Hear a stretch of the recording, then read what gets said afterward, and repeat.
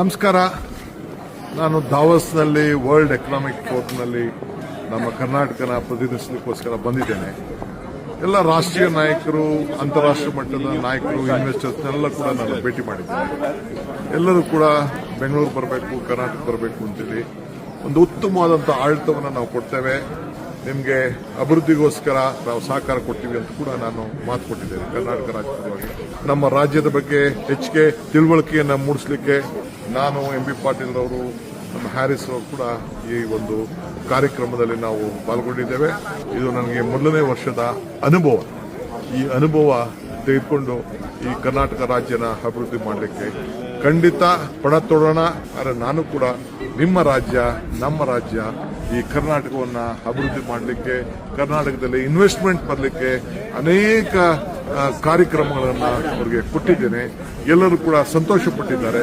So ಎಲ್ಲರೂ ಕೂಡ ಬಂದು ಭಾರತದಲ್ಲಿ, ಕರ್ನಾಟಕದಲ್ಲಿ ಇನ್ವೆಸ್ಟ್ಮೆಂಟ್ ಮಾಡ್ತೀವಿ, ನಿಮ್ಮಲ್ಲಿ ಬಂಡವಾಳ ಹಾಕ್ತೀವಿ, ನಿಮ್ದೊಂದು ಒಳ್ಳೆ ರಾಜ್ಯ ಅಂತೇಳಿ ಎಲ್ಲರೂ ಕೂಡ ಒಪ್ಕೊಂಡಿದ್ದಾರೆ.